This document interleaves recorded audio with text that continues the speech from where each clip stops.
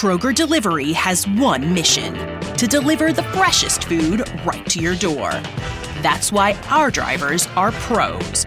Our trucks are refrigerated. And when it comes to low prices, we always deliver. With $20 off your first order of $75 or more, there's no better time to get in on the action. Mission accomplished. Restrictions apply. See site for details. Hey, Atlanta. Say hello to Small Business Help from Apple. That's right. We're here to make starting and running your business simpler. From helping you choose the right devices to setting them up hassle-free, we can help you build your business in no time. Speak to a business expert and get the help you need at no cost whatsoever. At Apple, we're open for your small business. Go to apple.com/small business or visit an Apple store to learn more.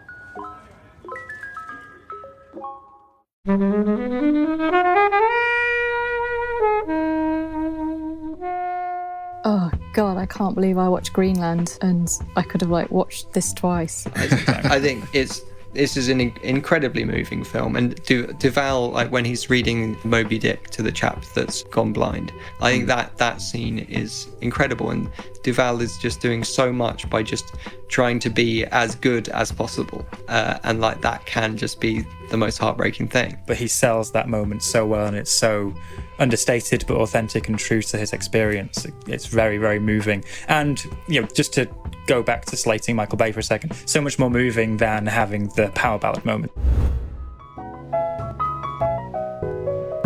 Hey everybody, welcome to this episode of Flixwatcher podcast. Today I'm joined by Jake. Hello. Michael. Hello. Helen. Hello. And we are going deep, impacting.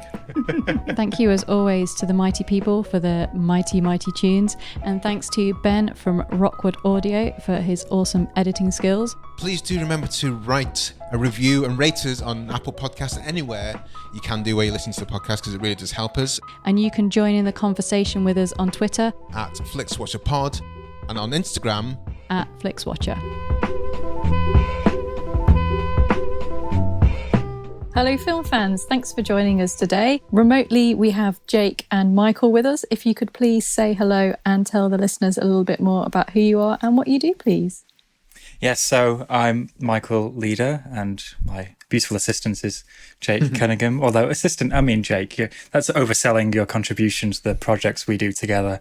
We are both the hosts of Ghibliotheque, a podcast all about the films of Studio Ghibli, where I do all the work and Jake's along for the ride. Is that right, Jake?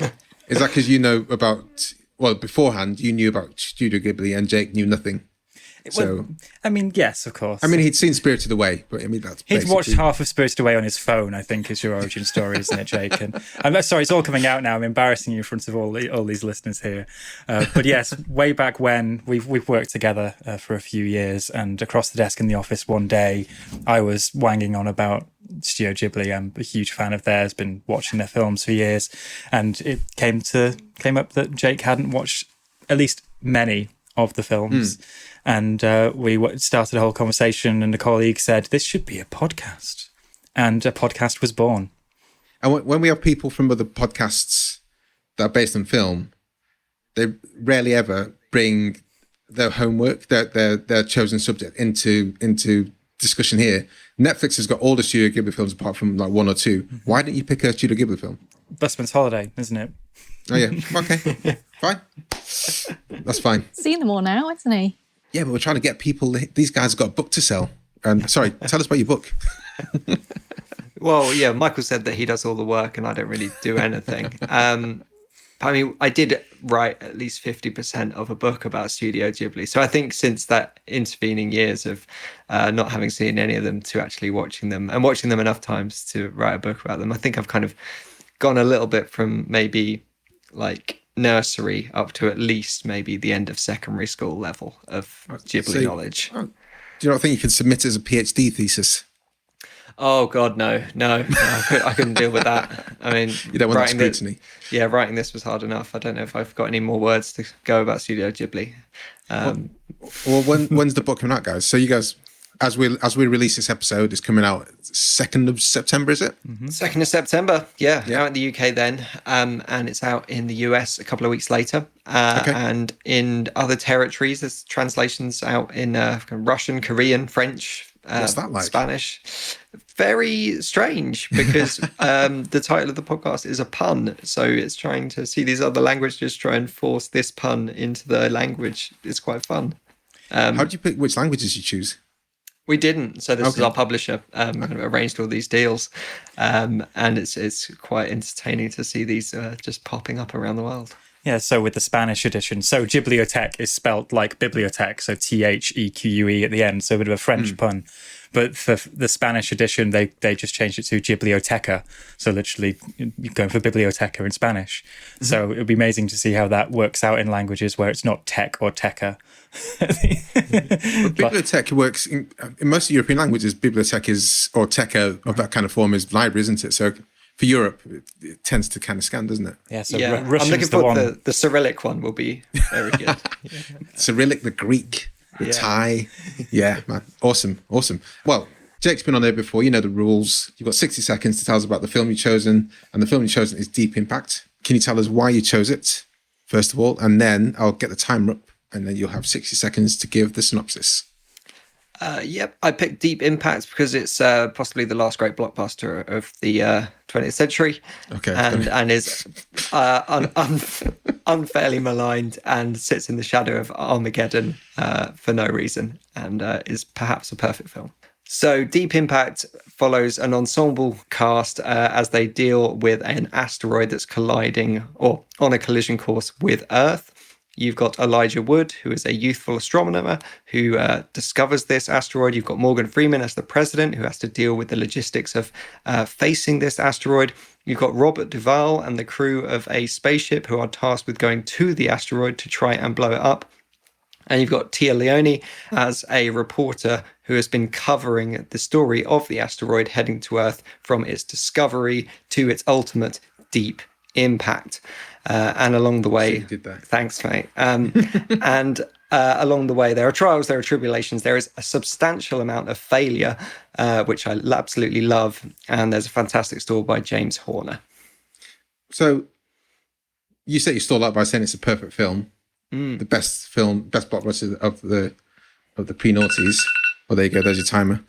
Michael, what are your initial thoughts on Deep Impact?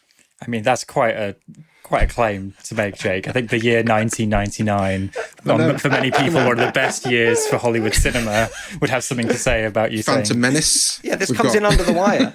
Everyone else had an extra year. This one did it 1 year early.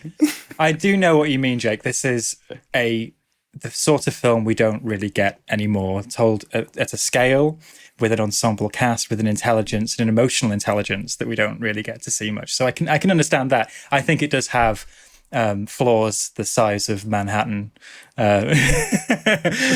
which is luckily the same size as a meteor that's coming towards Earth. Yeah, but we don't need to look at those flaws. You know, who cares whether the Russian astronaut has any family at home that we need to speak to, as well as all of the Americans? It doesn't matter. The rest of the film is superb. Helen, where do you lie on Deep Impact? So, apart from it having 3 ER members in, which is always a great moment for any film for me to see, I really love it. And it was so overshadowed by Armageddon, and people treated it so unfairly that revisiting again, it's just got something about it. And I love that there's a lot of failure in it. And I also kind of love the whole thing, like, and other countries are going to do similar things.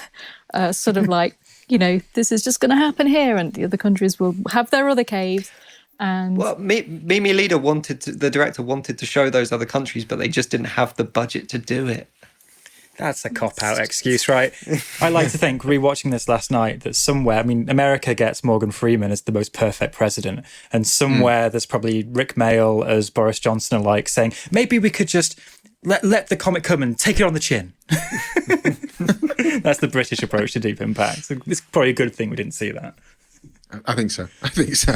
But I think the sort of the importance placed on floppy disks is greatly overrated. Who knew, hey, that they weren't going to be that important in the future? And classic 90s internet on screen is always a delight to see for me. So yeah, it just didn't have a song, did it? Maybe that was it. Maybe that's what it was missing.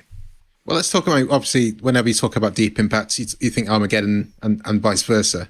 Where are we in the Deep Impact versus, we do a quick straw poll, Deep Impact versus Armageddon, assuming we've seen them both. So, Helen, you were saying Deep Impact over Armageddon? I think so, but I do like Armageddon for completely different reasons, mostly because it's completely ridiculous and I like the song.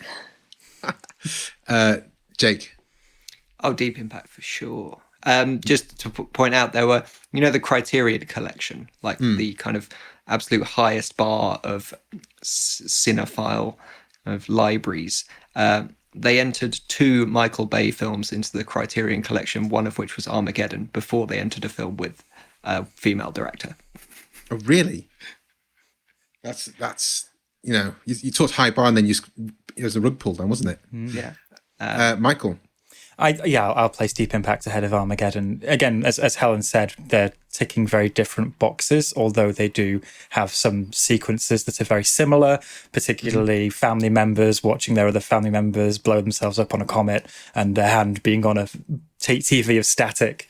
But the way that Deep Impact really wants to go for a different sort of more serious emotion rather than the melodramatic, bombastic emotion of, Steven Tyler wailing away in the background of Armageddon. Yeah, I think it's a clean sweep. I've only seen each of them once beforehand. This is my second time watching Deep Impact. I'm not really interested in watching Armageddon again because I remember it just being a bit stupid, generally. And it is. This is... Whereas Deep Impact is like a documentary. Yeah, this is exactly as it would happen. They've consulted all of NASA's scientists to work out what they would do with an asteroid. I just like it a bit more. I like the actors more compared to Armageddon, although Bruce Willis is always be one of the greatest, but also at the same time is a bit of a tit sometimes. But here you've got Robert Duvall, Morgan Freeman usurps anyone on there. I love an early Jon Favreau, which is hilarious. Mary McCormack, who's from the West Wing, first time seeing her outside the West Wing. Elijah Wood, probably the first time I saw him. And Téa Leoni, which in this, I thought she was perhaps the worst thing in it, to be honest with you. Yeah, so this is something I'm keen to ask the room on, because I think she is the not just the weak link, the weakest link, and she has a pretty hard role to play. So Jake, I'm sure I beat you to it to use the word Spielbergian here. So having a main character who's like sort of hope and dreams before the world ends is to get her parents back together or to build bridges with as a child of divorce. That's a very Spielbergian sort of character trait. And Téa Leoni has to have that turn of being the cynical wannabe TV anchor, but then go on that journey where we have to really start to feel for her and her pain by the end. And I just find that there was a point in the mid-late 90s where I think Téa Leoni and David Duchovny were in a couple, weren't they? And it was just the least emotive couple in showbiz land.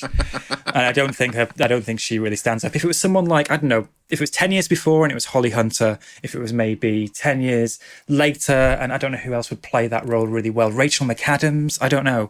Greta, throw Greta in there. Oh, wow, yeah. I can think of so many other actors that would have worked well, but maybe circa 1998, there wasn't just the right one. It's kind of, because it's interesting when certain actors and actresses have their moments in the sun and they're everywhere for a bit and then they kind of fade away. And Téa Leoni had Bad Boys. I think she's in quite a few other things at the time. So her son was generally on Descendants, but then it has faded. And when I look at this, I'm thinking, well, I can see why. I think like the role is, it purposely is quite a cold role, because I think this is Mimi Leader tackling something that she's obviously interested in when you get to a film like On the Basis of Sex, where it's like the female role in the workplace and the way that you have to kind of remove emotion to approach kind of graduating through the like patriarchal structure of something like a news network. And Téa Leoni, I think, can handle that side of it. But as you say, Michael, when it gets to the back end of it and she needs to sell that hugging your father and saying a wistful daddy in the face of a giant tidal wave, that's the element she can't sell. But I think she can sell the newsroom stuff. I wasn't even sure about newsroom stuff, but I don't know, Helen. Are we spending too much time on Téa Leoni when there's other people to talk about? No, I mean, it's a fairly meaty role. I mean, there's probably a reason why we're not still talking about her now, is that she just isn't that great. I mean, we can jump to some other performances. I mean, because there are so many good ones. I love Laura Innes, and I think she's great in this. Even just like the bits she's on screen when she's next to Téa Leoni, she's just different.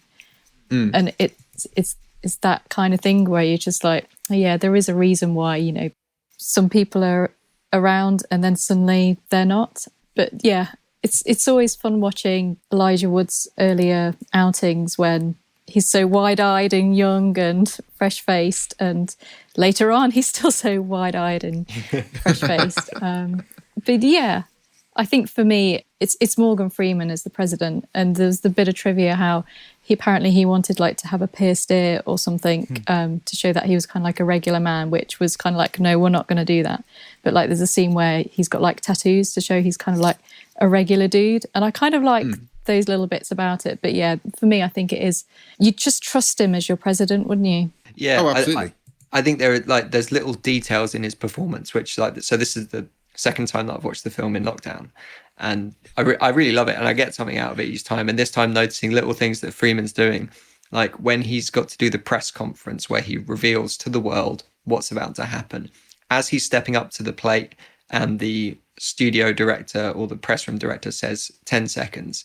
Freeman just kind of looks up at him, gives him a little smile and a nod, and just thanks him just for that little role of directing him to the podium. And it's like a blink and you miss it thing. But like when you watch the rest of the performance, it's full of little things like that like this kind of humanity that he's bringing to it. Because like there's so many presidential roles that Freeman himself has played where there is nothing to the character beyond being the president. But you actually get a sense of this man beyond the role that he has to play. Elijah Wood's character, who gets a comet named after him in part. What do you make of that kind of storyline with his sweetheart piece? Oh, it's lovely. It's lovely, right? That's probably, if I could, I don't know. So there are basically three main plot threads, right? There's Téa Leoni and the president. There's what's happening in DC. There's what's happening in space with Bob Duvall, Jon Favreau, etc. And then there's what's happening in suburban Americana with Elijah Wood and co. And I almost feel like that could have been a standalone movie if Steven Spielberg was making this, or if J.J. Abrams was ripping off Steven Spielberg and making something like Super 8. It would be really cool to have one of those suburban kids on choppers riding around, tooling around at night, latchkey kids. That rise to infamy of having the comet that's going to destroy the Earth named after you. They could have done so much with that if they wanted to.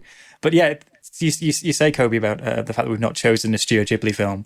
My favourite Studio Ghibli film, Whisper of the Heart, is a sort of teen romance where at the end they were searching for some way to end this romance on a high, and they just the two characters declare their love for each other and say, one day we're going to get married, and it just suddenly out of nowhere takes on this dimension. And I guess kids can do that. Maybe if a comet was coming to Earth and you wanted to save your loved one, you will just randomly get married. Although my partner, when we were watching it at that point, did suddenly say, even though everything with the comets happening, she kind of says, that's a bit far-fetched.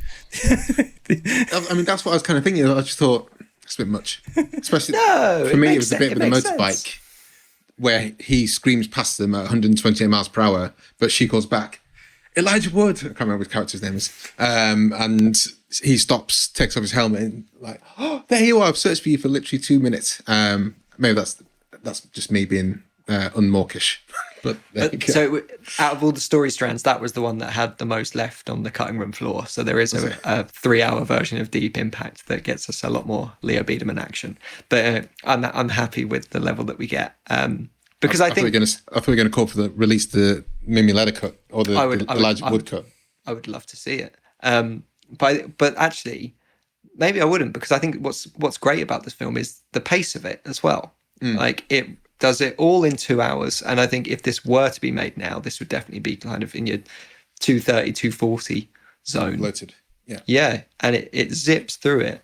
And it got me, since the last time I watched the film, it got me thinking of like the way that we kind of just very much adjusted to the way of the world as the kind of pandemic unfolded over the last 18 months, and you look back like within the space of weeks how things change so quickly, and how deep impact as it makes these time jumps, like 18 months later and we know about the asteroid, and then 5 months later and there's like detritus on the streets and everyone going under this hole in the ground, and it doesn't do like a massive kind of warp time effect thing transition to get people there. It's very casual, and it made me feel like when we were watching the news and like the way that these massive news events just suddenly became kind of pretty easy to take in because we just became so kind of less sensitive to it.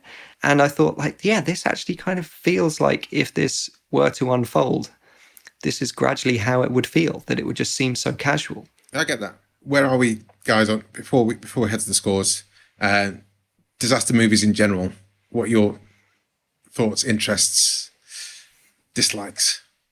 I would say that probably a reason that I'm quite attached to the film is that when I was very, very young, I had the Big Book of Disasters published by Doyle and Kindersley, and I loved it. And I just obsessively read about massive disasters. And so... have you been watching Loki? Yeah, I have been watching Loki. Yeah, people could probably hide in the... in Deep Impact. Sorry, guys, if you haven't been watching Loki, that's really sad. Is this the pinnacle of disaster movies, Helen, Michael? Helen, what do you think? Well, I was watching this and then I was thinking, oh God, I can't believe I watched Greenland, and I could have like watched this twice in the space of watching that.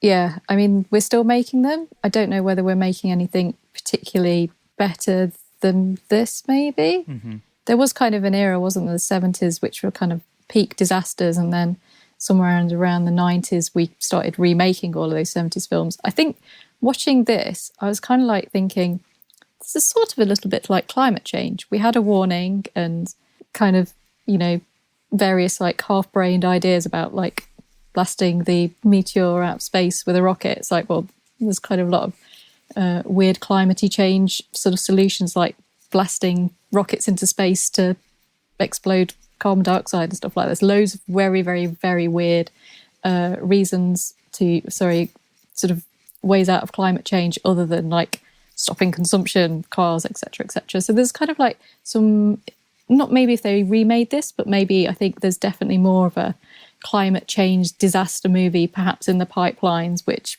may or may not shift public kind of opinion, because I think for a while people were a bit like, this Armageddon, are the things in space that are going to come down and wipe us out, because it feels like there could be from these two films. Yeah, so those kind of vibes I got from it. I might not call this the peak of the genre, Kobe, which is sort of what you asked, but this is the sort of disaster movie I'd like to see more of. It feels that 96 to 98, you had films like Independence Day, Armageddon, and this, and they whether it was Mimi Leder, who was kind of looking back to the 1970s, looking back to Spielberg in a sort of emotional undercurrent, philosophical undercurrent of if a comet's going to hit, you know, there's that great speech that Morgan Freeman gives about some of you will really feel like this existential dread because of this. But they went with the Roland Emmerich, Michael Bay approach, and you get Day After Tomorrow, 2012, Greenland, etc. There's only really one sort of disaster-ish movie really that I'd point to that works like this, and that's Contagion. And there's also industry factors, I suppose. This sort of film doesn't exist. It's only $80 million. I know it's quite a lot in 1998 money, but it still is the high end of, or the low end of high budget, or the high end of mid-budget that won't exist in a few years after this when the franchises take over. Most of, as Helen pointed out, most of these actors go to telly, and you lose a lot of these, well, you don't lose these character actors, they then go and have great multi-season arcs on something like ER, or you get Duck from Mad Men here, who's only in for like a couple of like brief scenes. So yeah, Mad Men, West Wing, Richard Schiff in this from West Wing. Absolutely. You said so it feels like ER. Not just the end.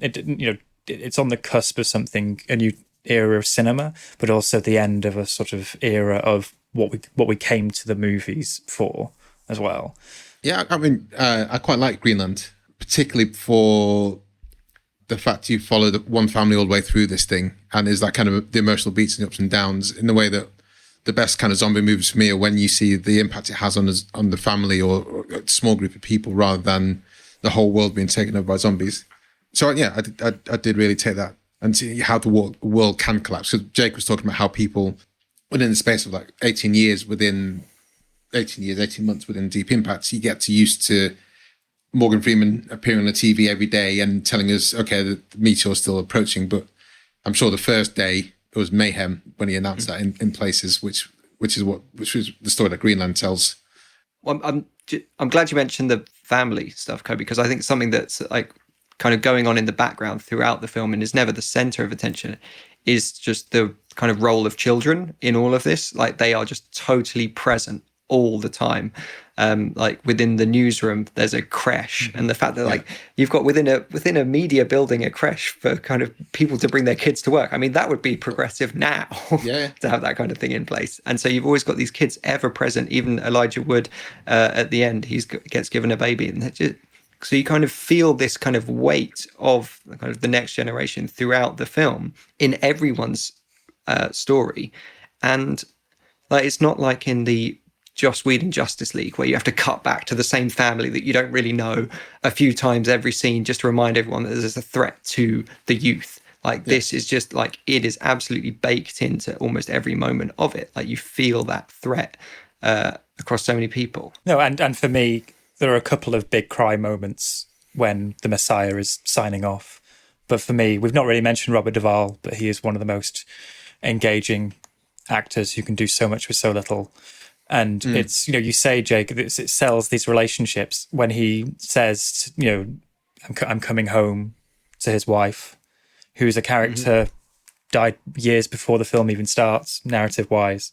But he sells that moment so well, and it's so understated but authentic and true to his experience. It's very, very moving. And, just to go back to slating Michael Bay for a second, so much more moving than having the power ballad moments at the same time. I think this is an incredibly moving film. And Duvall, like when he's reading Moby Dick to the chap that's gone blind, I think that scene is incredible. And Duvall is just doing so much by just trying to be as good as possible. And like that can just be the most heartbreaking thing.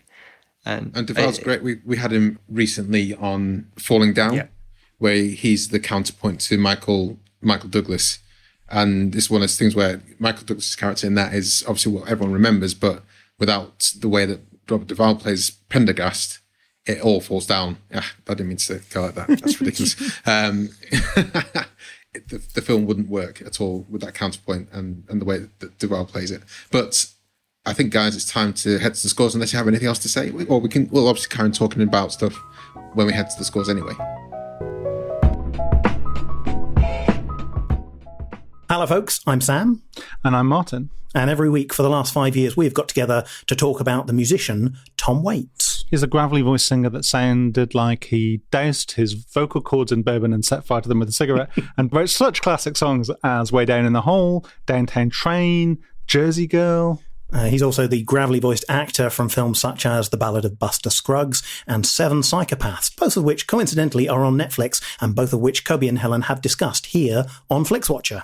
So make sure you check those episodes out, and when you have a little bit of a taste for the magic that is Tom Waits, why not head over to songbysongpodcast.com or search for Song by Song in your podcatcher of choice to listen to a little bit more about Tom Waits.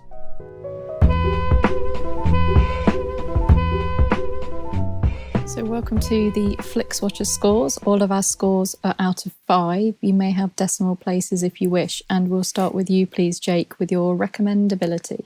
Oh, for sure. It's a 5. If you hadn't gathered that from the intro, I love this film. So, I would heartily recommend it.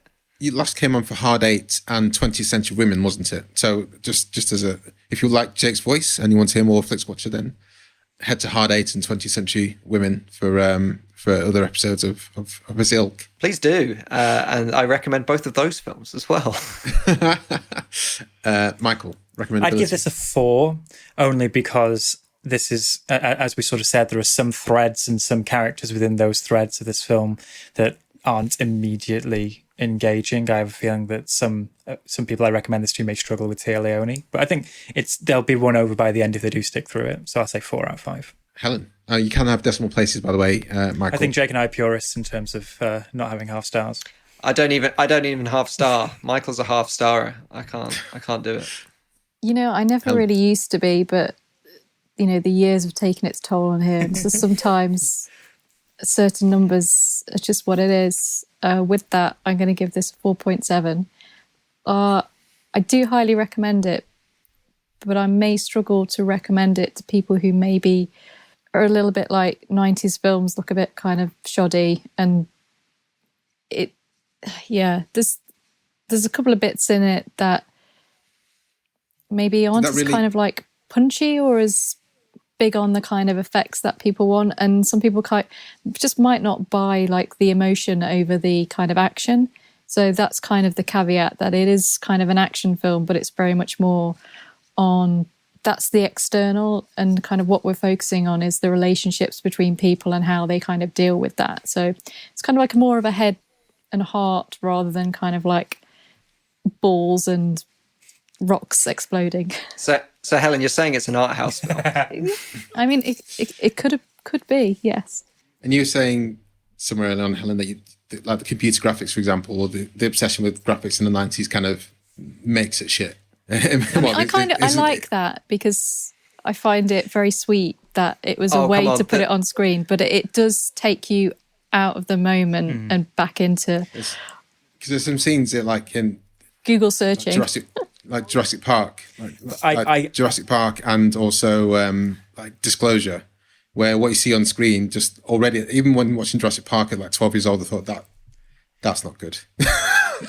And you've got like dinosaurs which look real, but then on a computer screen, it's the sort of thing that if you're in the wrong sort of mood or the wrong, not really on its wavelength, you could just laugh and probably not stop laughing.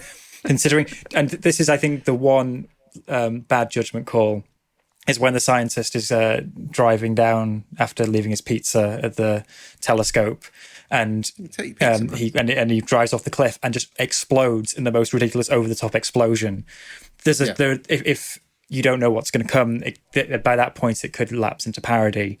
And if you're not in the right frame of mind and you think that disaster movies are all silly and over the top, so I'm going to give a straight 4 here. I think maybe I just don't like disaster movies that much, but I did like this. So yeah, that's a nice place to start for the rest of these. Jake, repeat viewing score. You said twice already in the last year, so I'm guessing this is going to be quite high. Yeah, and I said about the Morgan Freeman stuff. Like you pick out little bits from it. I wasn't as aware of the stuff about the children in the background throughout until this rewatch. And I'm a fan of Mimi Leeder's work on TV as well. Like she did some incredible stuff with The Leftovers, and I think that's top of my list to watch. Now it's now available on Now TV, The Leftovers, and Sky. So you'll watch The Leftovers and you watch this as a great companion, because I think ultimately she is not interested that much in the impact of the comet. As you said, Helen, like this is an action film that's focused on emotion. When you actually see the shots of the comet in the sky, it's actually quite peaceful. Like it doesn't do fake sound effects. It kind of looks kind of ethereal. It's relatively calm. This is very much about the people. And so like The Leftovers, similarly to how we have like a tiny percentage of the people have to go into the mine, and like what might be the repercussions if you only have a small percentage of people survive from an event like this. The Leftovers is about what if 2% of the entire global population just disappeared one day, and what do people do in the face of a very, very, very obvious sign of their mortality and kind of a physical manifestation of death, and then they have to deal with it. And it's brilliant, and it's not about the drama of the event. It's about the kind of events surrounding it and how people have to face it. It's fantastic, and yeah, really great companion to this. Give us a number on that. 5.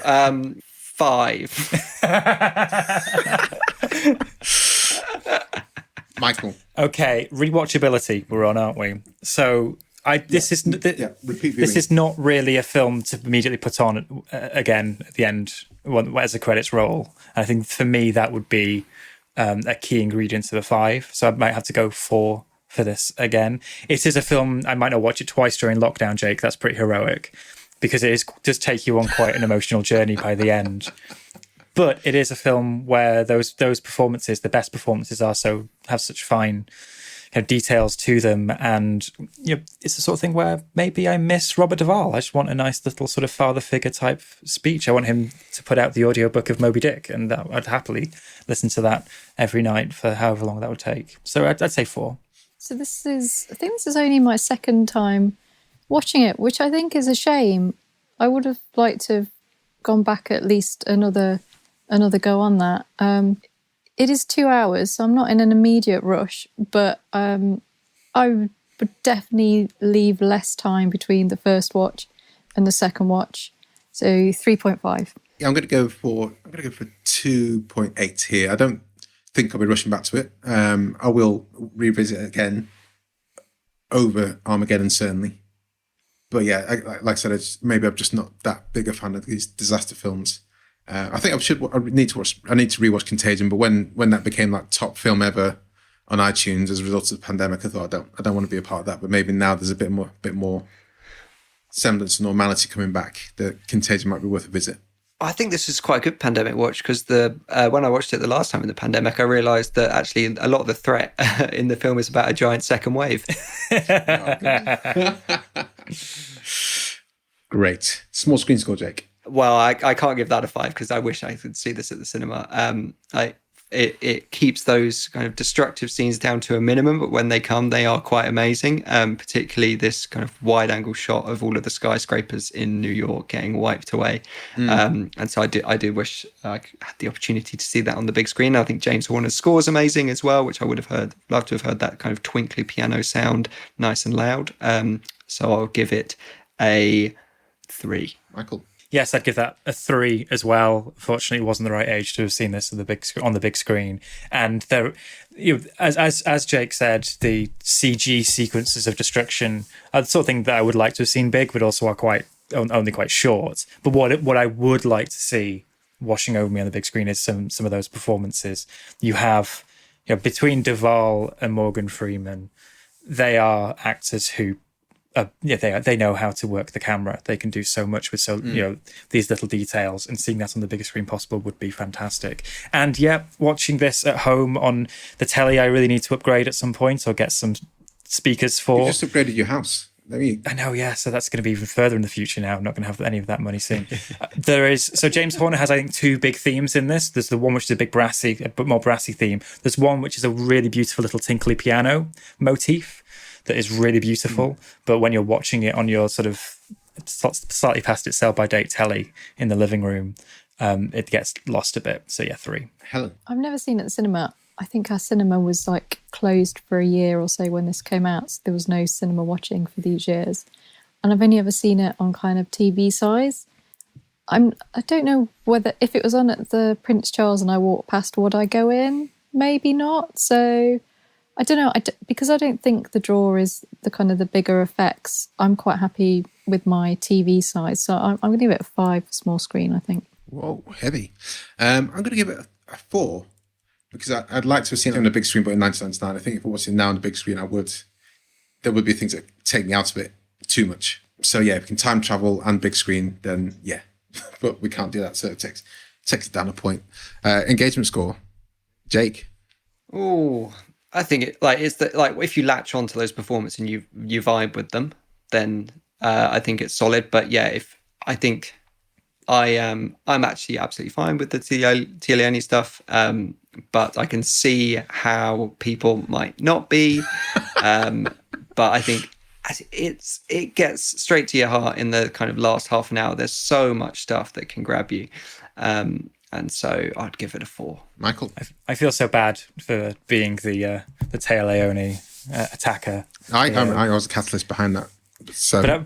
But I think if I can almost rank the engagement score for the 3 strands, I think 5 out of 5 for both, for both the suburban and the space strands, but probably a 3 or even maybe a 2 for Téa Leoni. She's just not, for me, an engaging actress. So that probably... But her dad is who's this Austrian German actor who hasn't really been in that much. He kind of looks like Tony Erdmann. Yeah. I thought that. He's brilliant. And Vanessa Redgrave as well. She is good. Yeah. Were we supposed to have a Tony Urban English version by now? Oh, sorry, that's a massive sidetrack. Yeah, it was going to be Jack Nicholson was going to come out of retirement to do it. Well, we're saved there. Helen. It's a tricky one because it's not kind of like edge of your seat, fast-paced thriller, and at the same time, it's not unengaging either. So yeah, I think I'm a solid 4.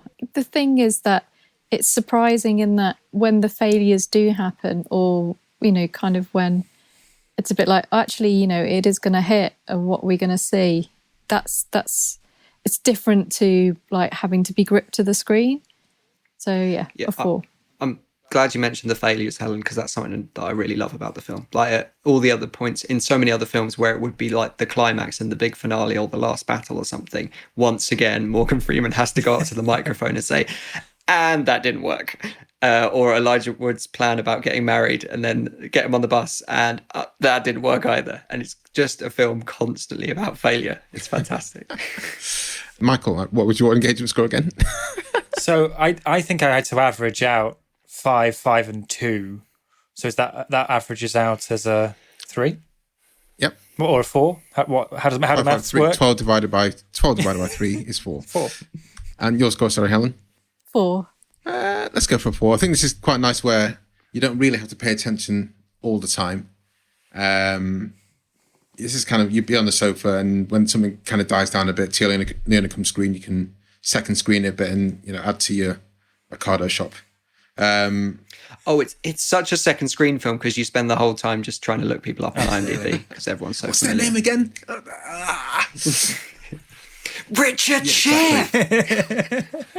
And I've just done a whole rewatch of West Wing and I couldn't remember his name. Richard Schiff is Elijah Wood's dad. Brilliant.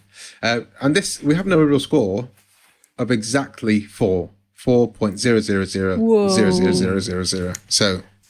So you've taken my no decimal points to heart there, everyone. I appreciate that.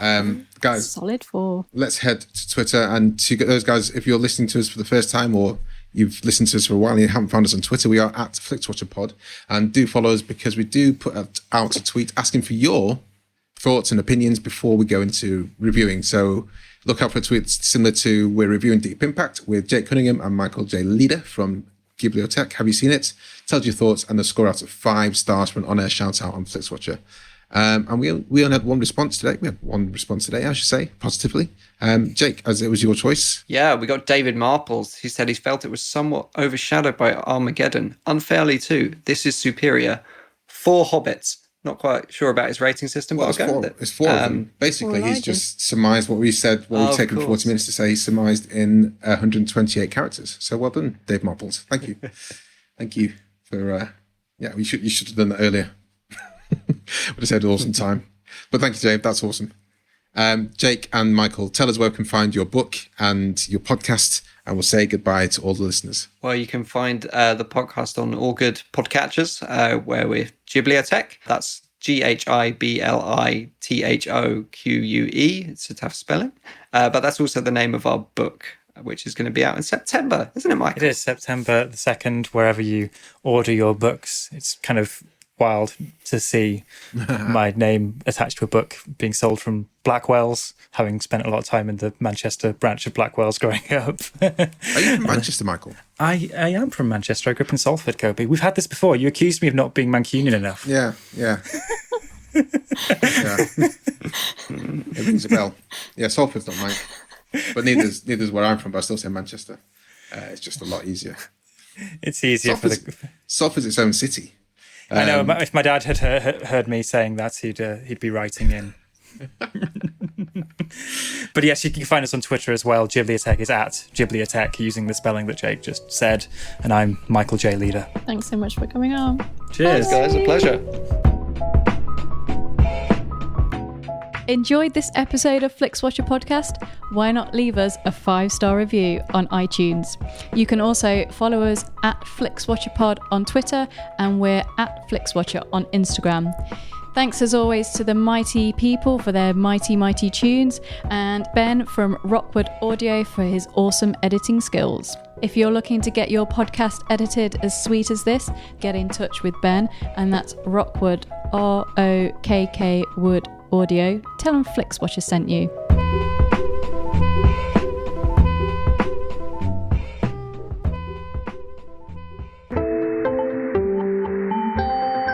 You just heard a Stripped Media production.